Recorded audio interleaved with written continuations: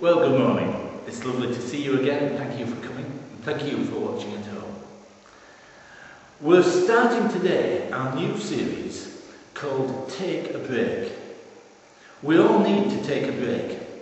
And by that I don't mean that you have to buy a Kit Kat.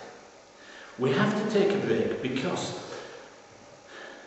our life is built. You were designed to take a break. You were designed to take rest. You didn't just happen by accident to need the rest that you have. Your purpose in life includes resting.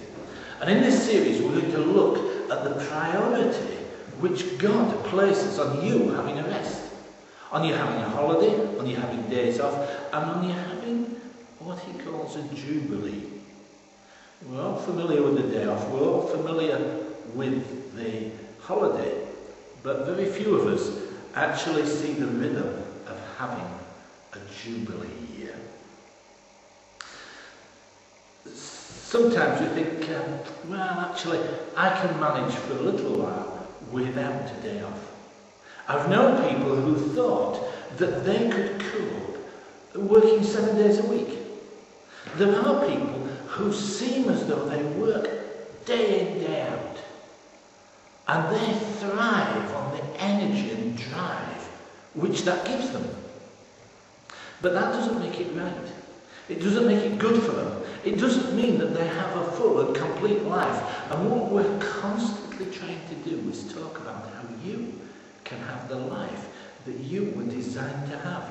The life that God intended for you. The life in all its fullness that Jesus came to tell us about. I've known people who push themselves. They say, I have to work 7 days, David. I really can't manage without working 7 days. One of the most frustrating things to me is when somebody comes on television and says, oh, you have to these days to make ends meet. And I look at the lifestyle we have and I compare it with the lifestyle that we had 50 years ago.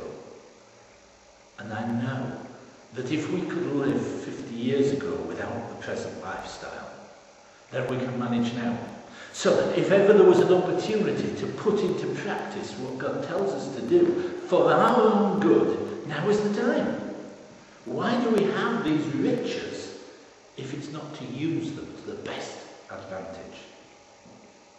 But some people will say, well, I want the extra money that I get from working extra days.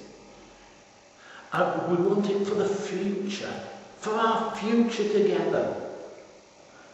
Couple get married, they want to build a life together and they want to have a future together which is secure. I've known people who said, I'm going to work like this in order, get this, in order to be able to retire aged 35 or 40. Well, if you start working like this, you'll not make it that far. And you'll certainly not retire, because the tendency is to keep on working harder and harder. I've known people who've said, oh, I'm working this hard, I'm working all the hours God sends for the children. If there's one thing children need and want more than anything else, more than the latest Wii games, more than the latest TV, more than the latest film, more than the biggest holiday, the thing that children want and need is time with their parents. I know people say, oh, I want it for our lifestyle. What, your lifestyle's at work all the time. You don't have a lifestyle. You have a work program.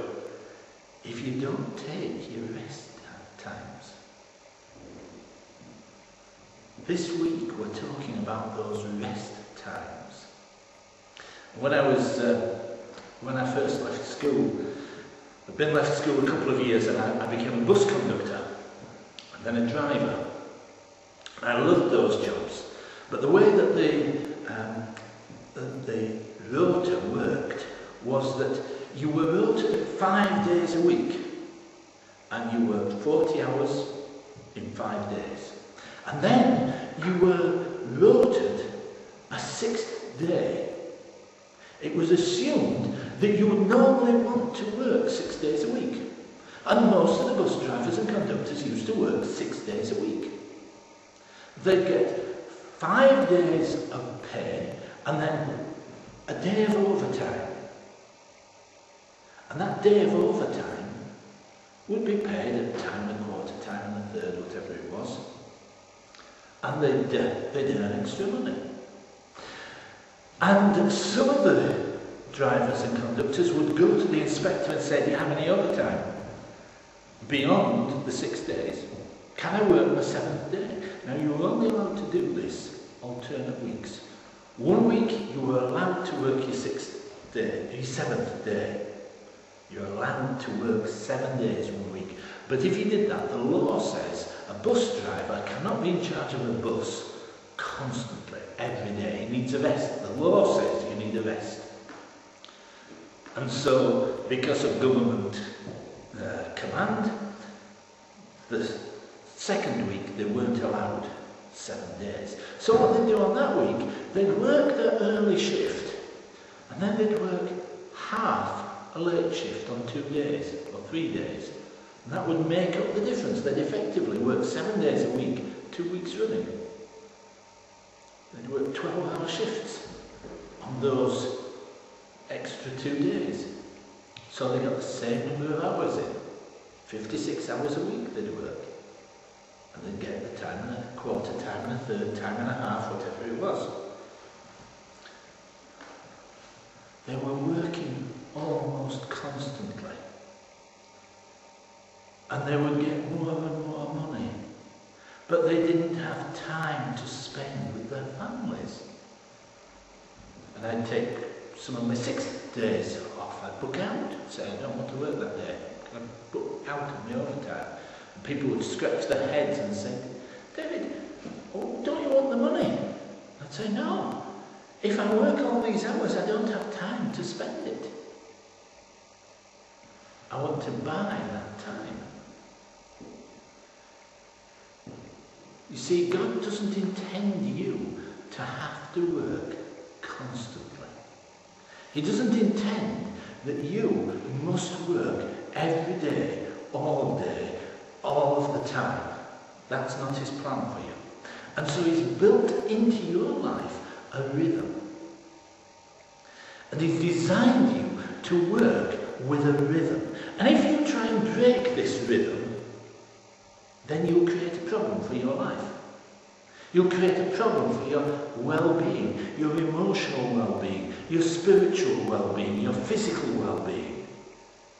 You'll create a problem for them if you don't accept the rhythm of your life.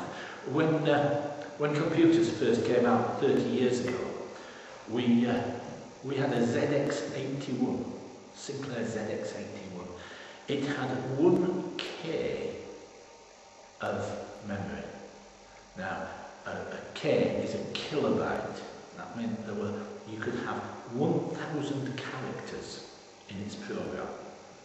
And you can't do a lot of programming a computer with 1,000 characters. But all sorts of programs were invented that you could make this computer do things. One of them was called biorhythms. Nobody had ever heard of them much until then. But suddenly everybody who had a ZX81 wrote a biorhythm program. And what you did, you put in the date you were born, and then these calculations for, I think it was your emotions, your physical well-being and your mental alertness. And they had a rhythm. Every 28 days you're at your peak of your emotional well-being, mental alertness. And this computer program drew a beautiful graph with these wavy lines. And where they all connected at the top, then you were going to have a really good day. And when they connected at the bottom, well, you were going to have a bad day.